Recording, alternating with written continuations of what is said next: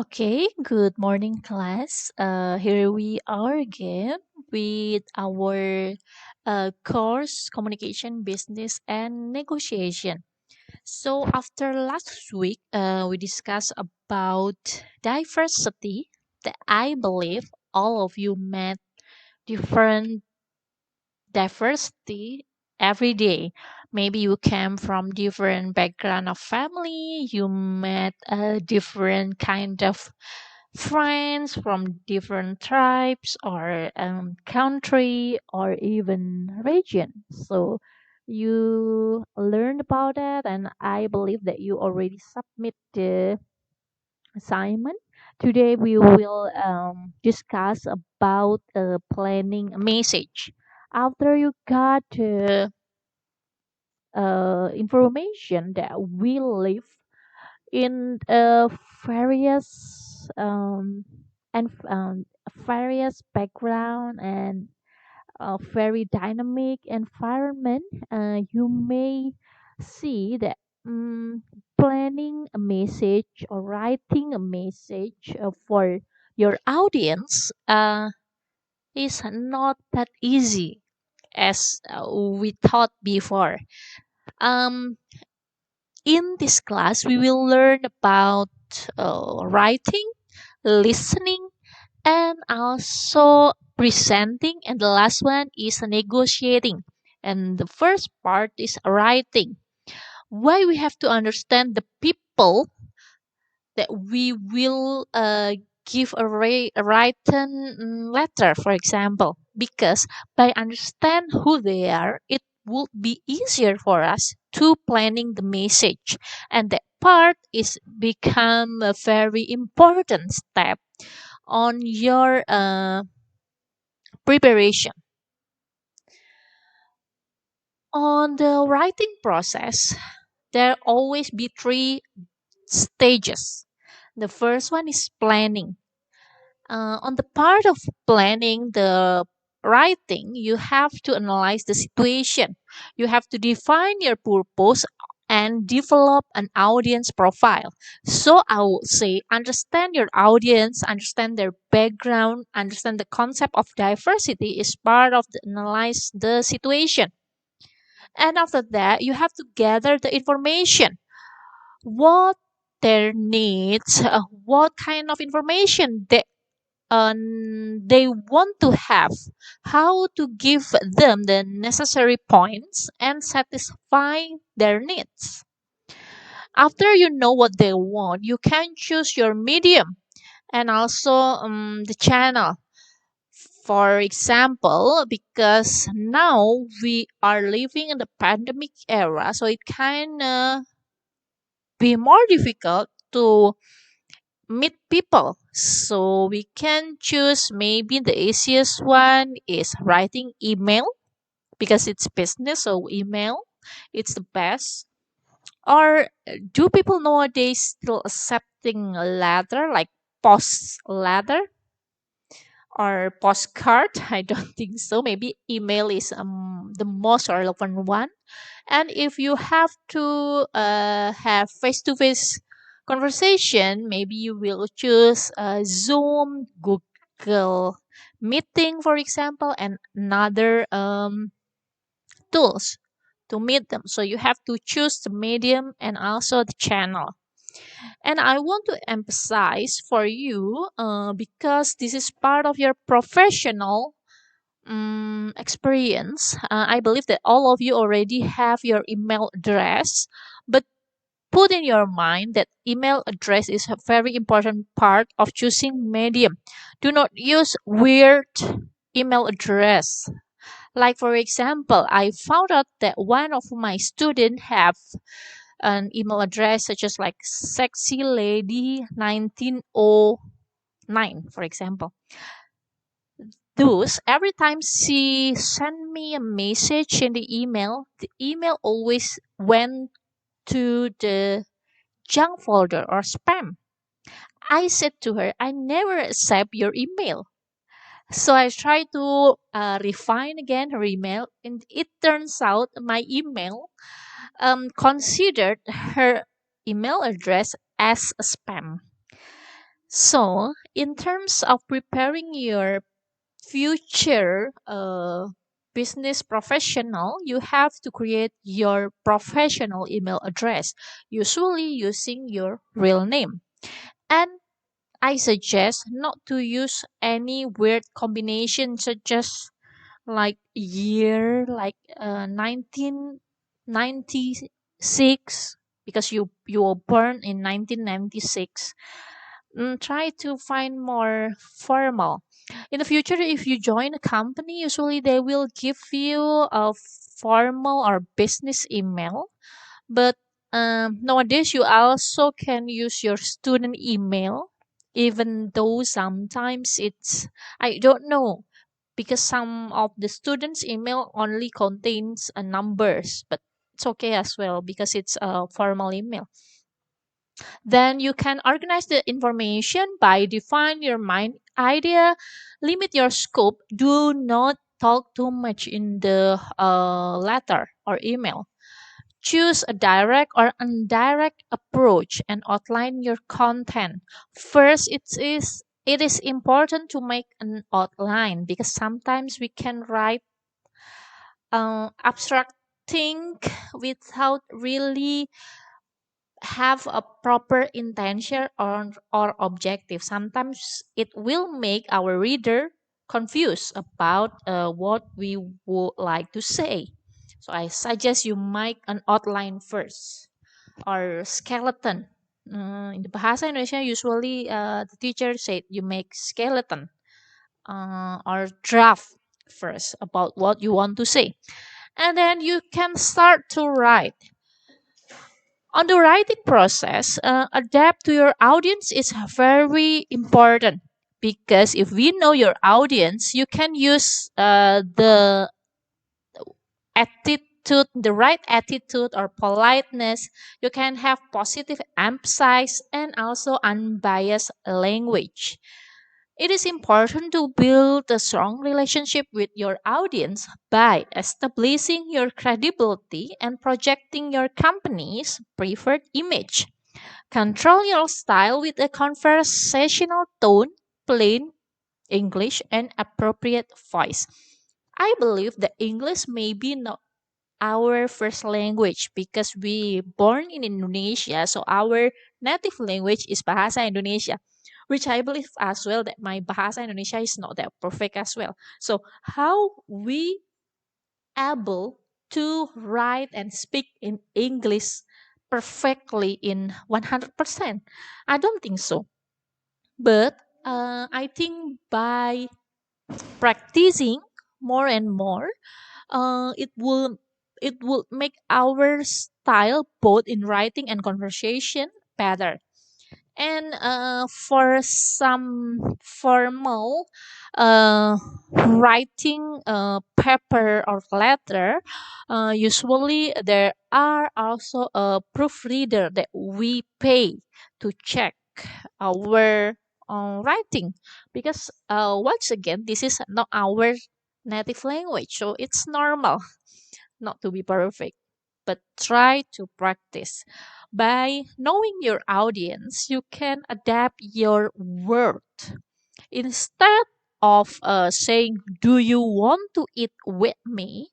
it would be more polite to say, "Would you like to have dinner or lunch with me?"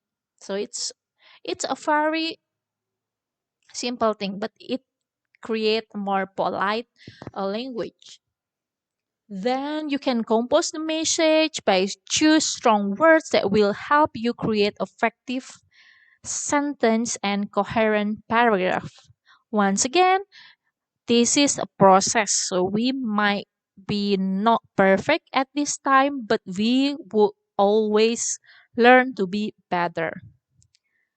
And the third stage is completing the writing.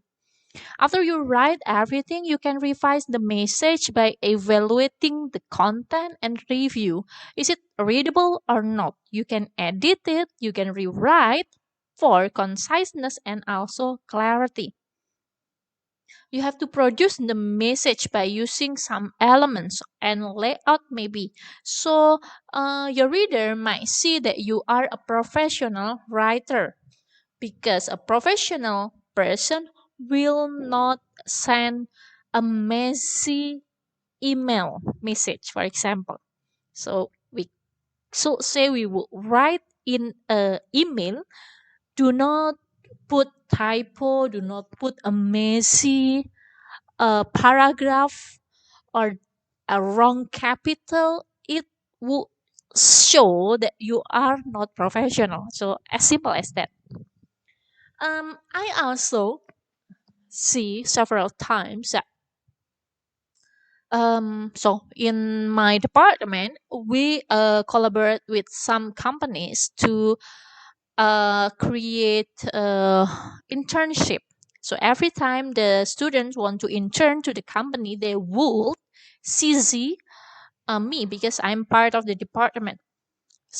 One time, the students sent the email to company A, but she forgot to change the content in the email. She still say their company B. So this show that she was not a professional person. She want to send the email to company A, but the content still for company B. So it's kind of like shameful. So you have to produce the message and then proofread the message. If there's any error, you have to check again in the layout, in the spelling, and also the mechanism. When you see that it's ready to be sent, you can distribute the message using the medium that you already choose. And make sure if you have kind of like attachment, for example, CV or your data or your works, your paper, make sure that everything already attached in the email. If there are a lot of files, you can zip it first. It will make your message clean, not messy.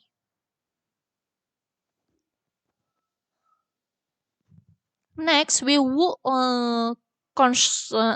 discuss about the situation and audience profile. Business message have both a general purpose and a specific purpose. After defining your purpose, verify that the message will be worth the time and effort required to create, send, and receive. So it's a double. So I supposed to delete the latest paragraph. You have to show your intention in your email. Dear sir, this letter, sorry, I write this letter to or on behalf of the department. I wrote this letter to send my gratitude to your company, blah blah blah, about specific about the internship, or you about your application of the master degree, or your application for a scholarship, for example, something like that.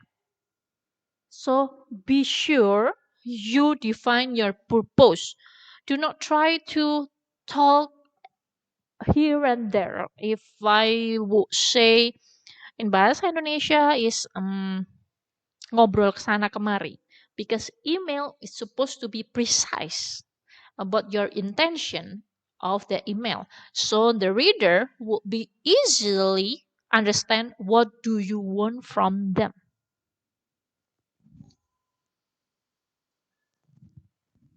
This is the example of audience analysis when a project manager plan a message. She or he have a project. The name of the concept of the project is a report recommending that they will close down on-site exercise facility and subsidize private membership at like local health clubs. And the project manager also analyze who is the primary audience, who is the geographic size and the geographic distribution. So there will be the 9 managers only in the email, and the composition. Or they all have experience in this part, and the level of understanding. All of them has understand the financial consideration. However, they might be some newer managers may not understand. And you have to understand also what their expectation or preference. For example, they want a firm recommendation backed up with well thought of financial rationale and suggestion for communicating the bad news to the employees. And the formal report is supposed to be appropriate, and email distribution is expected. After you understand the expectation, you have to create the probable reaction. There's supposed to be several of the manager. One be happy about the shutdown of the facility.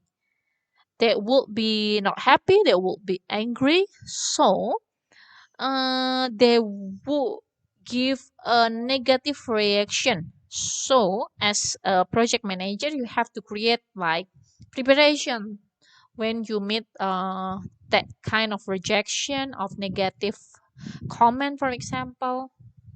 So this is a very brief uh, analysis, audience analysis when you plan a message. But sometimes, it's easier when you write it down. But sometimes some people also like to think it on your brain.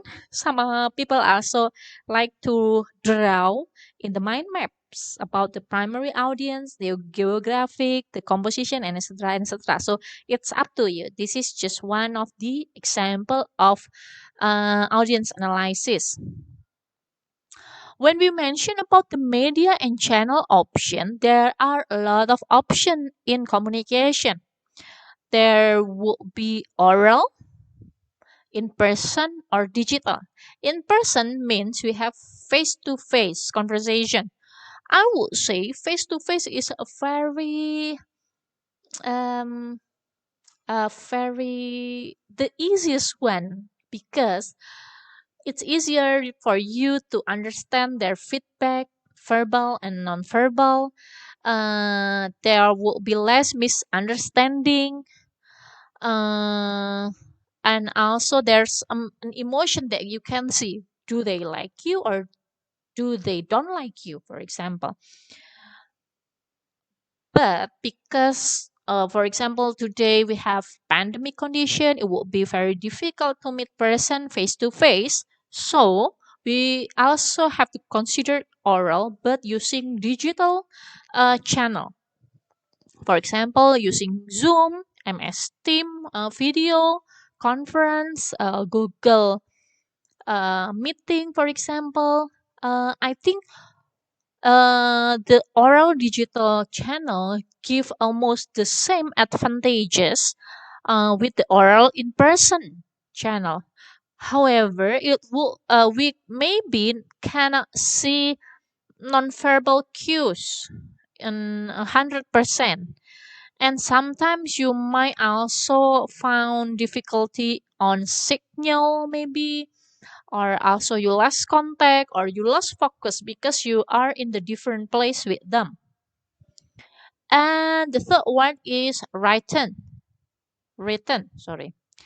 It could be in printed or digital. Printed means maybe you print brochure, formal letter, and send it by post.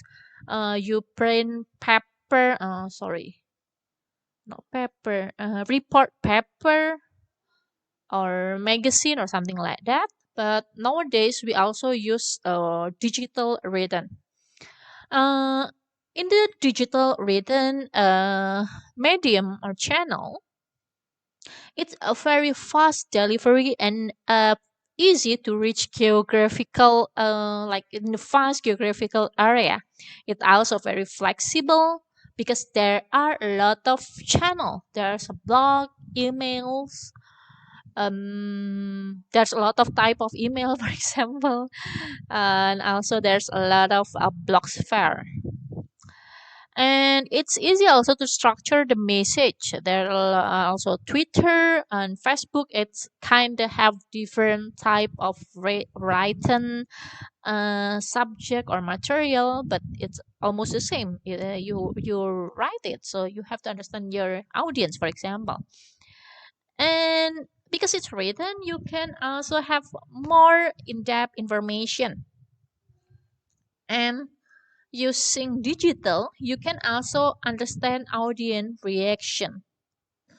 However, there are also several disadvantages. For example, it needs internet, of course, and signal, and maybe the problem with the security or privacy about the data, and also virus, and etc. and etc. The last one, we have visual, printed, and digital. In the digital era, generally people use visual because visual can personalize and enhance the experience for audience member. It also offers the persuasive power of multimedia format, and also you can use video. And the disadvantages, because maybe it's not a direct conversation, there would be a lack of feedback. There will be costs that will need your skill to edit the video, for example. And you can it also require large amount of bandwidth, but that's fine because I believe that many of you have Wi-Fi with speed and lot of gigabyte to handle that. This is one of the example communication that made by Harley Davidson. In here, we can see that um, there is media and channel choice using written and digital. When Harley Davidson chose Facebook to give information to the fan base, which more than 7 million people. They choose not using email because it would be very difficult to send emails to 7 million people. So they use Facebook as information and media information.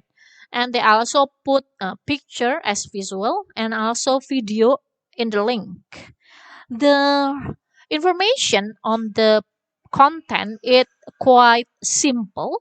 It is only mentioned about that Harley Davidson create a program about riding a 78 years old Harley Davidson across the United States, and they share also their experience about that.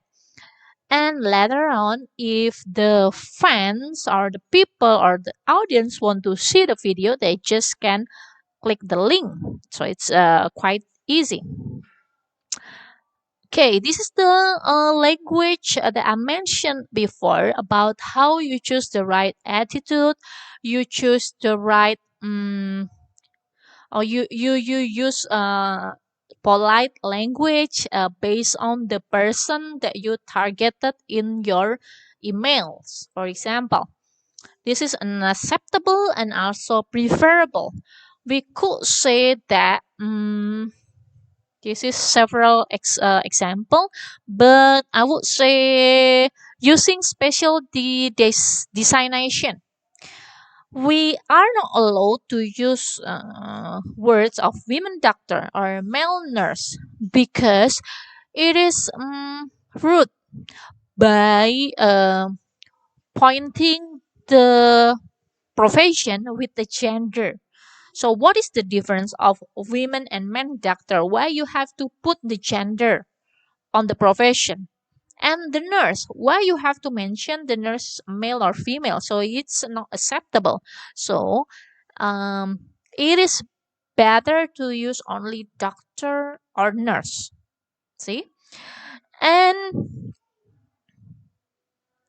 For example, next also we identifying women by marital status. It's not common to mention the marital status Mrs. or Miss. So it's better or preferable to use um, Maria Lindstrom or Miss Maria Lindstrom because that's the name of her. So you can see in here, Norm Lindstrom is uh, her husband. So we have to point our letter directly to the person, not the as her husband's name. You can understand what I mean. So you have to just like mention her full name, or you can mention Dr. Lindstrom, for example, or Miss Lindstrom, but you do not link her with her husband because it shows that you respect her as she is, not because she is the wife of Norm Lindstrom, for example. Next, we will discuss about the racial and ethnic bias. Do not use stereotypes on your written email. Um, for example, there are stereotypes and also identifying people by race or ethnicity. In the newspaper, we read that Mario M. Cuomo, Italian American politician and ex governor of New York. Why we have to mention that he is Italian and American? Is that important to our writing message? If not important, if it doesn't have context to other paragraph or sentence, just cut it and just write Mario M. Cuomo, politician and ex-governor of New York. That's enough. Age bias. Do not say that someone is a junior. Do not say that he's old, for example. Just mention him or her as who she is or who he is, something like that. Do not mention, oh, she's my junior or he's my senior, something like that.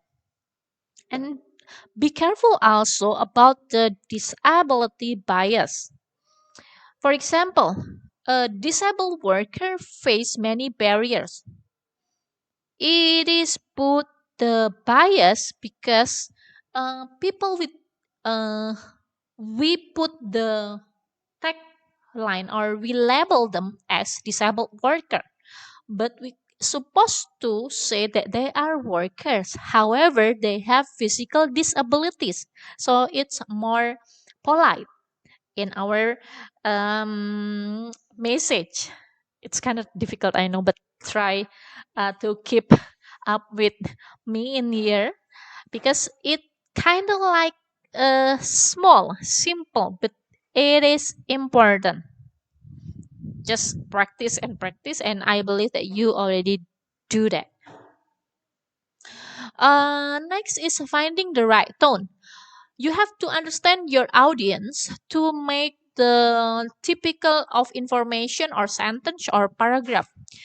In the writing section, there are three types of paragraph or writing message that I usually find. For example, the information is too stuffy, too formal for today's audience, or it's conversational. So this is maybe one of the most useful one in the business communication. It depends. So I would say this is depend. And the last one is unprofessional because it's casual business. You can use unprofessional message if you send the email or message to your friend or colleague in the same level. For example, you just like mentioned, here's the 411 you requested. Imho, it's slang, so it's not formal. Do not use imho. We have no more and better doctors than any other hospital in the state. FYI, again, it's slang. It's not formal. Do not use it. We also have large group. No, no, no, no. If you need a specialist using only word "oo," it's not formal. So you can see in here that the writer used like very informal sentence because he wrote for her friend, for his friend, for example. So that's fine. However, in the business context, I suggest you to use the conversational tone. This is the example. Dear Miss Navarro, here's the information you requested during our phone conversation on Friday. As I mentioned, Midfield Hospital has the highest rate doctors and more of them than any other hospital in the state. In addition, we have a vast network of doctors and other health professionals. Blah blah blah blah blah. And the last one, you can put if you would like more information, please call anytime. Blah blah blah blah. Between 9 and 5, Monday through Friday. I suggest you add phone number in here. And last one, sincerely, your name. Samuel G. Barons. Something like that. Or maybe your title or your position is better. Maybe you are the head office manager, for example, or your public relation officer, for example. It will be clearly who you are. The last one is formal, a type of written. I usually use this kind of writing when I wrote to my supervisor because we are academic people. So instead of using the conversational, I use this type of writing. But for the business, I think it's enough to use the second type. So in general, our sentence have four basic varieties: simple, compound, complex, and compound complex. A simple sentence has one main clause, only a single subject and single predicate. In Bahasa Indonesia, maybe SP, subject predicate. Although it may be expanded by nouns and pronouns. So here there are example with subject noun underline. First is the profit increase in the past year. It's a compound sentence. Has two main. Sorry. Wait. Okay. So this one, profit increase, is a simple sentence. However, you can see in here, wage rates have declined by 5% and employee turnover has been high. It's a compound sentence which has two main clauses that express two or more independent but related thoughts of equal importance. This one, although you may question Gerald's conclusion, you must admit that his research is true. A complex session, sorry, a complex sentence express one main thought. However, their independent clause and the other more subordinate. So you can see the main idea is this one. You must admit that his research is true. So that's the main concept. However, in this one, there are two ideas, but equal. The last one, a compound complex sentence with two main clauses and at least one of which contain a subordinate clause. Profit increased 35% in the past year. So although the company faced long-term challenge, I agree that its short-term prospects look quite positive. I suggest you not to use compound complex sentence because it sometimes mm, give a wrong meaning if you are not using in the right way. So this one is okay, simple sentence okay. If you can enhance it, you can elaborate with compound and also complex sentence.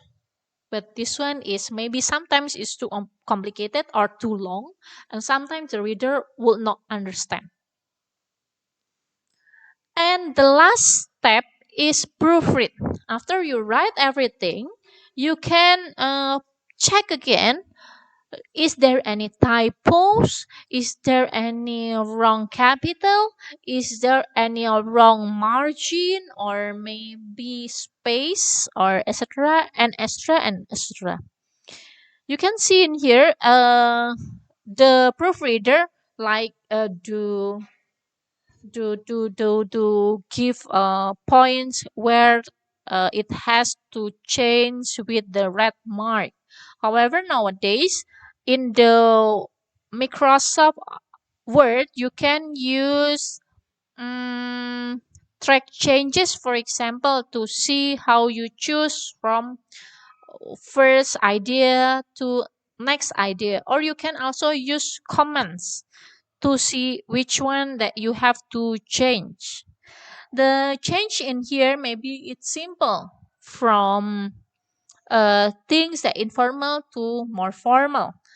Missing word, for example, or remove the unnecessary word, or put a just a different word like it's supposed to be adjusting, but you change it into adjustment. And also change the complementary and add your position. So sometimes it's very easy, but it will make your reader understand your letter better. So before and after, you can see how different it is. I think this one is clear. The idea or the concept is okay. You exactly know the intention of the writer in here. This letter addressed to a customer, and the owner want to say thank you and also give explanation about the type of piano that Miss Claudia Banks has bought, and also show their commitment about after purchase service, and give another information about service appointment and recommendation at last. So it's quite nice information for after sales service. You can also make it through email, for example. So it's not always be in the formal letter like printed letter, but also through the email. I think the concept would be almost the same. However, maybe you will change this one because we don't need the date anymore in the email. This part is okay because we sometimes still use that, but you can also directly go to Dear Miss Pang, and sincerely, of course, you need it in the email, but you don't have to put your signature because signature in the email is mostly just your name and your position. Or maybe you can put your email address or phone address in here to make it clear. And the typeface that we can use is also you can choose it from the casual one to playful one or the more formal one. I would say that some typeface is more formal than the other. I suggest you to avoid this type of typeface because it's playful, too playful. Do not use it in the email. Bauhaus, Broadway, Forte, or Stencil. Do not use it. And this two group is okay. However, if I would suggest you can use Ariel, News Gothic, Franklin is okay. Gilson is too thin. I would not suggest that. Times New Roman always been accepted in all audience. Georgia is okay. Garaman, Centurion, Bookman is also okay. I would not suggest Courier, Erasmus, Gilson, and also Verdana. But I strongly suggest not to use this typeface. Wow, it was minutes of explanation. I hope that you can easily understand what I explain here. However, because it's a very practical, um, I would I would be happy to see your first writing message to me so I could give you a suggestion because next week our meeting is online conference so I can give you like some feedbacks about your writing your message or your email but now so I could give you a feedback next week you can try to write an email for two people. The first case, you want to explain about new product development. So I would suggest that you can act as a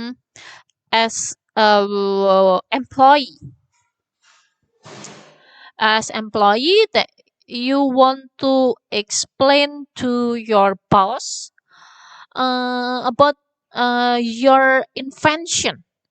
What kind of invention in here? It's up to you. You can say that you invent some new product with uh, a new type of shampoo which combine the smell of blueberry, raspberry, orange, and etc. Which give benefit to the hair and blah blah blah blah. So you can use some of a product benefit from another brand but you can pretend that it is yours development so this is just I want to see how you develop your information in your email and the second case you have to ask about your customer satisfaction or complaint after buying your product. So in the case two, you can use the example of our previous uh, letter. This one. So this is you can use as example. However, you have to create different type of brand or service that you want to suggest to your customer. However, the case one is more imaginative. So you have to create what product development that you want to offer to your boss. Remember, the case one and case two is different. Case one is for your boss, meanwhile case two is for your customer so it's supposed to have different kind of explanation, different kind of attitude, different kind of politeness, I'm sorry.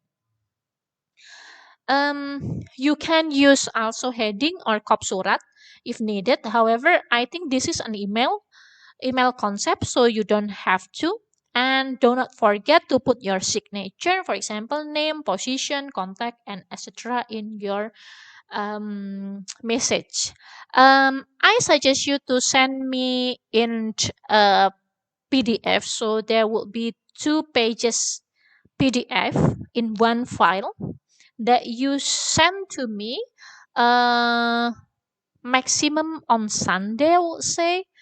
So you have more time to create concept of your letter you have time to proofread however I would need time to check your work before we discuss it in our next meeting so that are the assignment for me I will give you more example So you can also use another letter example to enhance your message or your writing email message later on. So I think that's all from me today. I would be happy if you enjoy this section. But because this is a video, if you think it's not clear, you can replay it again. If you have question, just ask me to our through our WhatsApp group. I will be very happy to explain it for you. So that's all